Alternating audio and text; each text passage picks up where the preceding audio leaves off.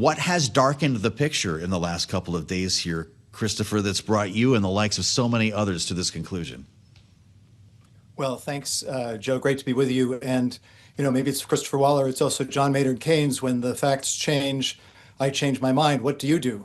When I was on with your colleague Kelly Lyons a few weeks ago, it really did seem like this was going to be a fairly focused operation, that the Navy on the US side would have no trouble at all defeating the Navy on the Iranian side.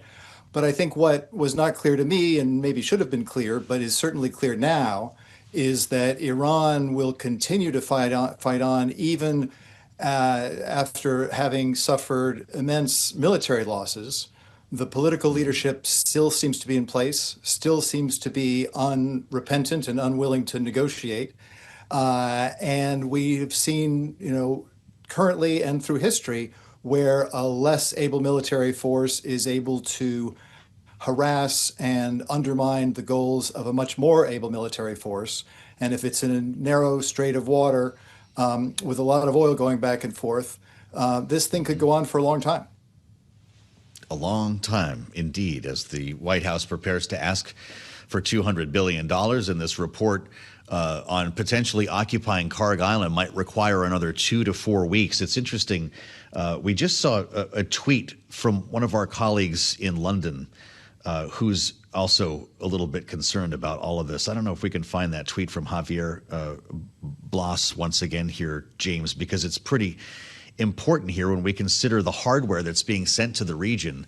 It could take another month or so to try to pulverize the Iranian coast to prepare it or to prepare Karg Island for troops to occupy the region. Javier Blas on Twitter, thank you, James, with a photograph retweeting Warship Cam, Christopher, the USS Boxer, just leaving San Diego for the Middle East. Considering she only left 2 days ago, she will not be near the Persian Gulf until mid-April. If the reinforcements are intended to reopen the Strait of Hormuz, the oil market faces a very long wait, Christopher. This is why you're worried, right? Well, it's that, but it's also just the recent history of the Houthi attacks on shipping through the Gulf. You'll recall the U.S. Navy did a whole lot to try and take out their positions and reduce their capabilities, but it's really only a diplomatic agreement with them to stand down that has kept shipping going up until this recent war. And so if the Iranians don't want to stand down, or at least some parts of them want to continue to harass shipping, it will be a passage that will have risk attached to it for the foreseeable future. And maybe the Navy can escort ships through. Maybe there will be a resumption of that traffic, but it won't be the traffic that we had before. It won't be with the same risks that we've had before. And that all has to get priced in. The one thing I would just say quickly about the price of oil today, I think most people are still thinking within the next 2 or 3 weeks, there will be flows of oil open up again. And that may be the base case that we should all accept. But there is this downside case where we're stuck with a pattern of much less oil getting through at a much higher risk, which will keep this price of oil much higher for a longer time until, of course, there's a global recession, which will bring demand down and bring the price back down. So it never stays at $150 for too long, but that would be the worst possible outcome from an economic point of view.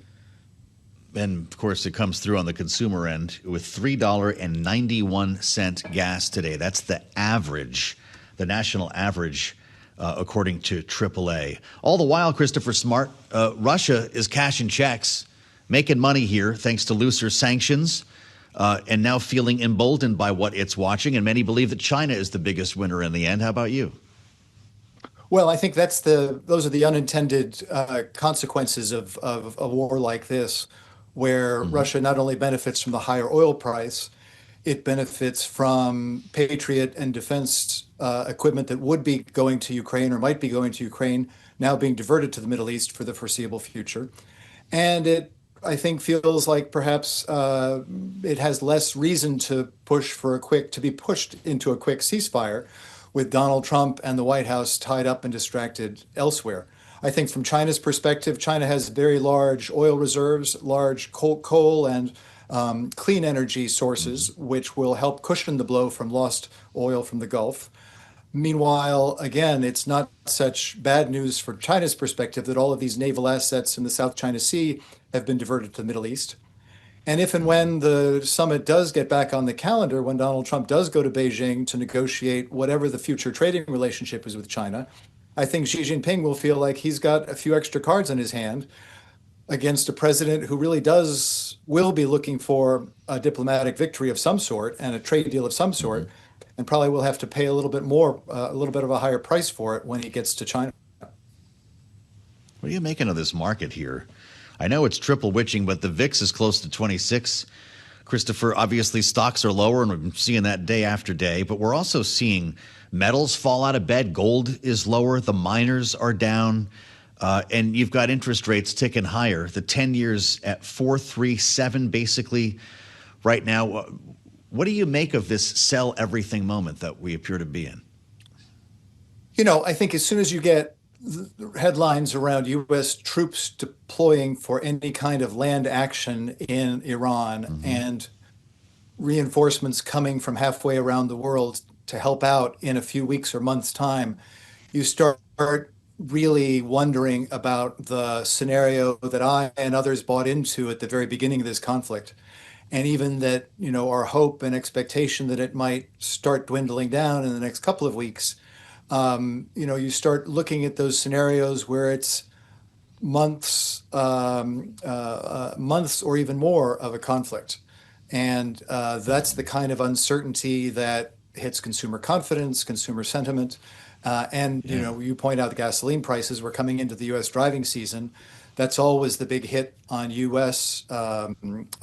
Spending. And so I think that's the beginning of what's being priced in there. On the Treasury side, of course, it's probably worries about, inflation and some of these other pressures where the Fed has never been able to get back towards its 2% target, has been struggling to get back to its 2% target. And now these headwinds are going to push it the other direction.